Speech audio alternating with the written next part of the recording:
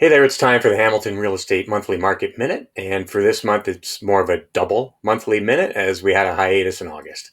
My name is Mike McCarthy with Remax Escarpment, and here we go. After seeing the median price in Hamilton drop 2 out of 3 months in the spring, we've now seen a rise again in the last 2 months of July and August to the tune of a 2.8% increase over the summer, up to $730,000, which is a mere $13,000 off the all-time high of $743 recorded in March of this year. From an annual growth perspective, prices closed out at a 21.1% increase over August of 2020.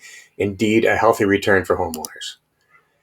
In terms of how quickly homes are entering and leaving the market, it's the same story that's been told for the past year plus. Not very long. We're now in a streak of 8 months that the typical amount of time to sell a home has been between 6 and 8 days, and it was pretty low before that as well.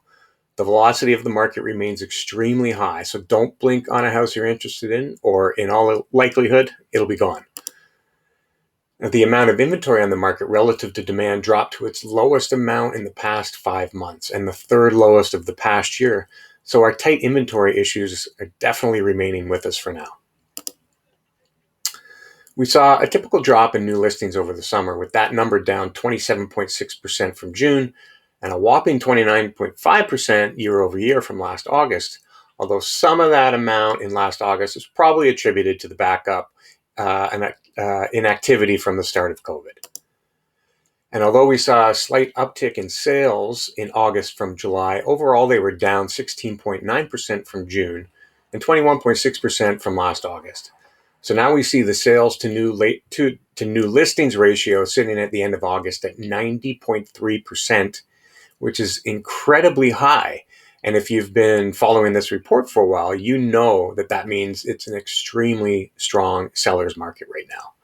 In fact, it's even stronger than a year ago when it was 81.1% at the end of August.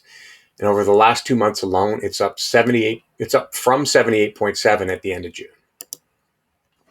So overall, after seeing some small signs of moving not into, but towards a more balanced market at the end of spring, the fundamentals that contributed to those changes have left the market, and we're moving again towards tighter, faster moving markets with a resulting increase in its sales prices.